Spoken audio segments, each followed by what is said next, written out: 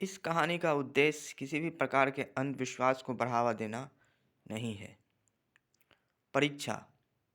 आज सुबह से ही उस झोपड़ीनुमा घर में आने जाने वाले लोगों की भीड़ लगी हुई थी। उस घर का मालिक रिक्शा चलाता था और उसके बेटे ने स्टेट पब्लिक सर्विस कमीशन की परीक्षा में द्वितीय स्थान प्राप्त किया था। संजोग से उसके बेटे का आज 31वां जन्मदिन था। अपने बेटे के जन्म के समय ही उसे एहसास हो गया था कि उसका बेटा जरूर कोई बड़ा आदमी बनेगा। उसका विश्वास और अधिक पक्का हो गया था जब एक भिखमंगे सन्यासी ने उसकी पत्नी को कहा था, अपने बेटे को पढ़ा लिखा, इसका बृहस्पति केंद्र में है, तेरा बेटा बहुत दूर तक जाएगा। वह रिक्शा चलाता और उसकी पत्नी दूसरों के घर जा जाकर झाड़ू पोछा लगाती। उसकी और कोई संतान नहीं हुई, इसलिए उसके जीवन का एक ही मकसद था, अपने इकलौते बेटे को बड़ा आदमी बनाना। माता पिता अपने बेटे को प्रभु का आशीर्वाद मानते। नाम रखा था आशीष चंद्र। बचपन से ही आशीष चंद्र पढ़ने लिखने में काफ़ी अच्छा था। पढ़ाई सरकारी विद्यालय में ही की। हमेशा अच्छे नंबर लाता, परंतु अंग्रेजी कभी भी सुधर नहीं पाई। अंग्रेजी अच्छी नहीं होने के कारण 30 साल तक बैंक क्लर्क भी नहीं बन पाया। माँ बाप के सारे सपने मिट्टी में मिल गए। परिणामतः आशीष चंद्र अंग्रेजी भाषा का ही दुश्मन बन गया।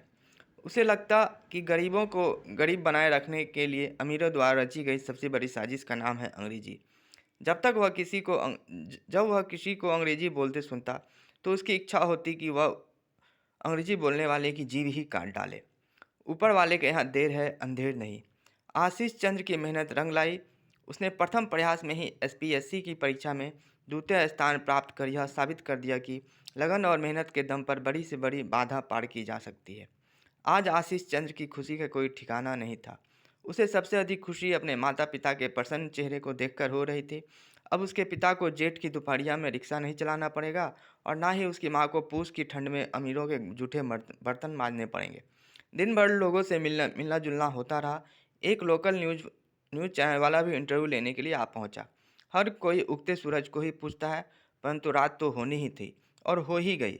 रात में बिस्तर पर लेटे लेटे वह आने वाले दिनों के हसीन ख्वाब संजोता रहा। प्रफुल्लता की प्रबल ऊर्जा के तेज से निंदा देवी थोड़ी दूर खिसकी हुई थी। वैसे उसे अनिद्रा की कोई समस्या नहीं थी। अन्य दिनों वह बिस्तर पर जाते ही सो जाता था, किंतु आज निंदा देवी रूठी हुई थी। सारी रात उसे नींद नहीं आई। सुबह होने पर वह घर से निकला। मीठी ठंडी ठंडी हवा बह रही थी। लालिमा लिए सूर्यदेव क्षितिज पर अत्यंत ही मनोरम दृश्य की चित्रकारी में तल्लीन थे। आशीष चंद्र का मन हर्षोल्लास से भर उठा। उसे लग रहा था कि वह हर चीज़ को पहली बार देख और महसूस कर रहा हो, एकदम एक बच्चे की तरह। टहलते टहलते वह एक पार्क में चला गया। पार्क में और भी कई लोग टहल और दौड़ लगा रहे थे। आशीष चंद्र की ही उम्र के दो लड़के टहलते हुए आपस में अंग्रेजी में कुछ बातें कर रहे थे। थोड़ी देर के लिए आशीष चंद्र ने उन दोनों की बातें सुन ली। अंग्रेजी समझने में उसे कोई परेशानी नहीं होती थी। उन दो लड़कों में से एक अपने एसपीएससी की परीक्षा में असफल होने की बात दूसरे को बता रहा था। कारण जो भी रहा हो, आशीष चंद्र की खुशी दुगनी हो गई। साथ ही साथ उसे यह एहसास हुआ कि अंग्रेजी उतनी बुरी भाषा भी नहीं है। Sound sophisticated. अगर वह एसपीएससी की परीक्षा में द्वितीय स्थान प्राप्त कर सकता है तो अंग्रेजी सीखनी कौन सी बड़ी बात है। उसने प्रण लिया कि वह अंग्रेजी बोलना सीख कर रहेगा। After all he too wants to belong to intellectual class. सहसा आशीष चंद्र को ख्याल आया कि द्वितीय स्थान पाने पर वह इतना खुश है, तो जिसने भी प्रथम स्थान प्राप्त किया होगा वह कितना खुश होगा। अंशु शेखर, यही नाम था एसपीएससी की परीक्षा में प्रथम स्थान प्राप्त करने वाले का। परंतु वह खुश नहीं था। उसका सपना था आईएएस की परीक्षा में प्रथम स्थान प्राप्त करने का। किंतु अब उसका सपना पूरा नहीं हो पाएगा, क्योंकि उसने 30 की उम्र पार कर ली थी।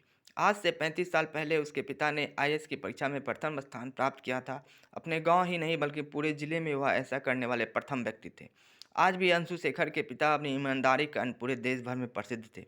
अपने अपने पिता के ईमानदारी के बोझ के तले वह दबा जा रहा था। उसे क्या मिला था अपने ईमानदार पिता से। 2 बार तो वह आईएएस की परीक्षा के साक्षात्कार तक तो पहुंचा ही था। पिता बेईमान होता तो वह भी आईएएस में होता।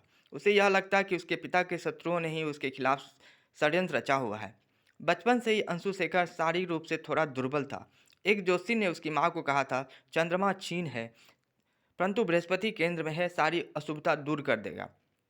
25 की उम्र से ही अंशु शेखर अनिद्रा की बीमारी से ग्रस्त हो गया था। बिना नींद की गोली खाए उसे नींद नहीं आती थी। एसपीएससी की परीक्षा में प्रथम स्थान प्राप्त करने पर माता पिता से मिली बधाइयाँ भी उसे प्रसन्न नहीं कर पा रही थी। बस उसने बस चेहरे पर बनावटी मुस्कान लाकर खुश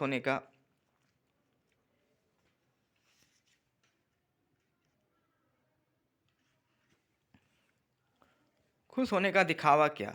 अपने मन की बात बताकर वह अपने माता पिता को दुखी नहीं करना चाहता था। रात में अंशु शेखर अपने दो मित्रों के साथ मिलकर के महंगे से होटल में अच्छा से डिनर किया। दोस्तों से मिली बधाइयाँ उसे थोड़ी बहुत खुशी प्रदान कर पा रही थी। जिंदगी कितनी भी उबायू और बोझिल क्यों ना हो, कुछ ना कुछ पल तो हंसी और खुशी के होते ही हैं। दिन खुशी है तो रात दुख, रात हो ही जाती है। रात में अंशु शेखर बिस्तर पर लेटे लेटे अपनी पिछली जिंदगी के बारे में सोच रहा था। रोज की तरह आज भी नींद उसकी आंखों से कोसों दूर थी। जिंदगी के मूल में ना दुख है ना सुख है, तो बस एक खालीपन, एक सन्नाटा, बार बार लौट लौट कर आने वाला उबाऊपन। उसे एहसास हुआ कि अगर वह आईएएस की परीक्षा में प्रथम स्थान प्राप्त कर भी लेता तो क्या उसकी ज़िंदगी रोमांचक हो जाती। इस बात की क्या गारंटी है कि कुछ क्षणों या दिनों के रोमांच के बाद हर कुछ वही नहीं हो जाता। नींद की गोली भी तो उसे नींद प्रदान नहीं कर सकती। यह मनहूस और बोझिल एहसास अंशु शेखर के मन मस्तिष्क पर हावी हो गया। उसने एक साथ 15-20 नींद की गोलियां खाकर फिर कभी न जागने वाले नींद के आगोश में समा गया।